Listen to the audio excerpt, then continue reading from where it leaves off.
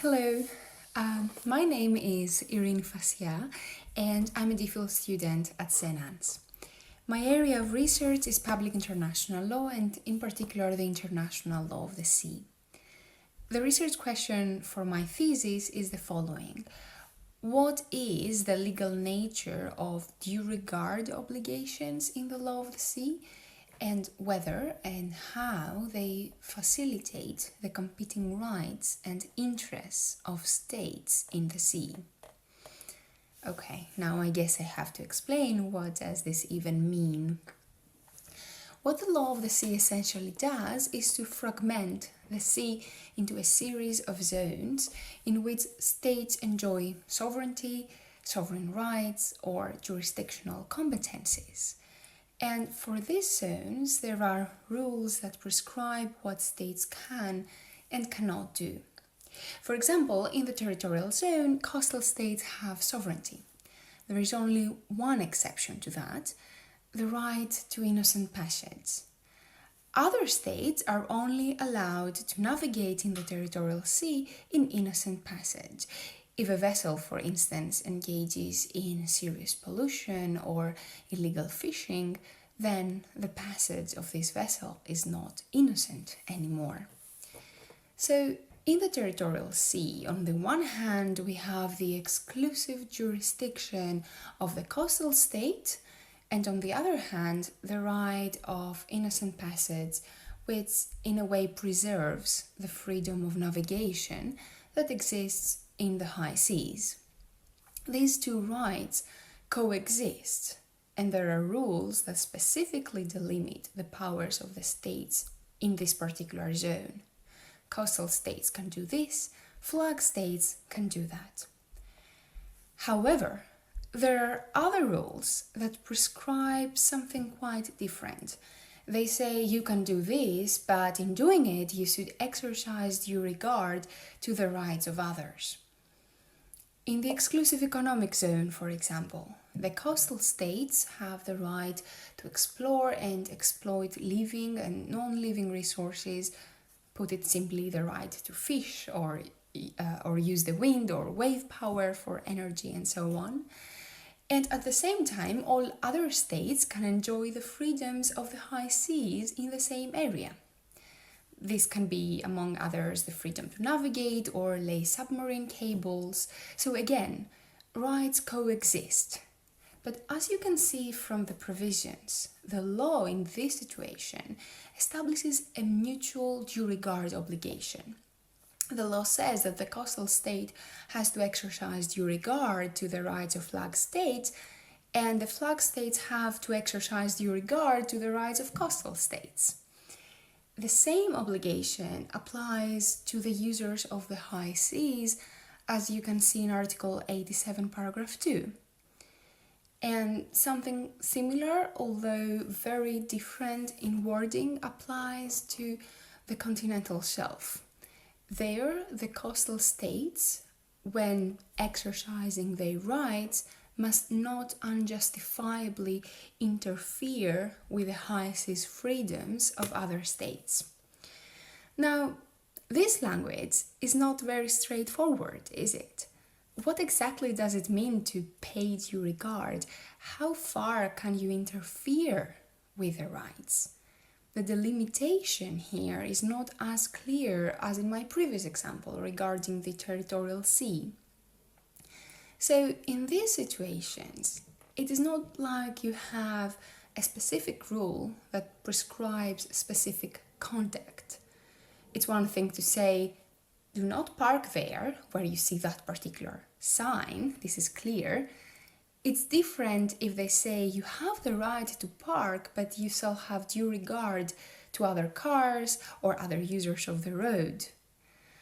Well, this would be obvious in extreme situations, of course, if I park in front of your private parking space, or if I just leave it in the middle of the road. Clearly, I have not paid due regard, but this is easy. What happens in the gray zone? What does the balancing exercise entail? So these kind of provisions in law can be quite confusing.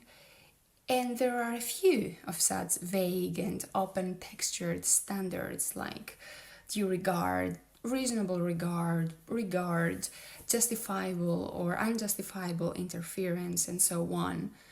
And one would wonder, why do states put these in conventions? Is it because it makes their life during the negotiations easy? Do they actually mean something? Or they prefer to leave certain issues unaddressed? And who is then responsible to give content in such rules? Let me give you some examples to illustrate the issues that may arise in practice. Let's imagine that a state establishes a temporary warning zone for military exercises on the high seas, which it can't do. Does this unduly interfere with the right of other states to navigate or fish? How far can you really interfere with the rights of other states if you just have a due regard obligation? The same can be said with regard to the freedom to lay submarine cables and pipelines.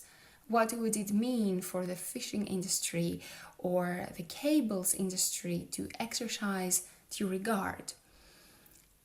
In the environmental context, which is rather significant and topical, an example would be what would happen if a coastal state that has not proclaimed an EZ establishes a marine protected area on its continental shelf in order to protect the ecosystem, but in the same area, other states engage in bottom trawling activities. The fishing vessels, the bottom trawlers, are fishing in the water column, which is part of the high seas, not part of the continental shelf. However, inevitably, bottom trawling may damage species on the seafloor or produce bycatch. So the vessels are just exercising a freedom of the high seas, but the coastal state's right to protect the marine environment on the continental shelf is undermined. Would the prohibition of fishing unjustifiably interfere with the freedom of the high seas? The wording of the provisions that we saw earlier is not particularly helpful to give a precise answer. So I guess the question that I'm trying to answer in my thesis is how to operationalize such obligations. What do they entail? Are they procedural obligations? A pro forma exercise, a list of tasks that a state must undertake to check off that they have had due regard? Or is it a substantive prescription to balance the various rights? And what exactly are you balancing? How do you show that you have indeed paid due regard? Is there any relationship with other obligations maybe? A duty to cooperate, a duty to negotiate, a duty to have consultations with other states. And then other considerations might chip in as well. It would seem very individualistic to see this as only a competition between my personal freedom and your personal freedom. We're talking about the oceans, we're talking about marine environment, conservation of fish stocks, resources, impacts of the climate crisis on the oceans. So maybe the obligation to pay due regard encompasses not only a mutual bilateral obligation, but also a broader obligation to pay due regard to the interests of the international community as a whole. And indeed, a recent development shows that due regard is very much in the discussions of states, discussions that have to do with these broader considerations. As I'm recording this, there are ongoing United Nations negotiations for a new treaty on conservation and sustainable use of marine biodiversity beyond national jurisdiction. And this is going to be an enormous development for various reasons. The most important is that there is no overarching legal framework currently for biodiversity beyond national jurisdiction. And the fundamental question that this treaty will need to address is how to manage the relationship of biodiversity that exists both in areas of national and non-national jurisdiction. There have been different approaches discussed in the negotiations, like adjacency, for example. I'm not going to go into this, but it seems that at the end, this instrument will also adopt a due regard wording. However, there seems to be agreement between states, but also a lot of voices in the literature, that this time call for clarification of due regard obligations. So hopefully the treaty will give due regard practical meaning and operationalize it through criteria and mechanisms, for example, by required consultations. So this discussion about what due regard means is ongoing, but even if some meaning is given in this new instrument, questions definitely remain.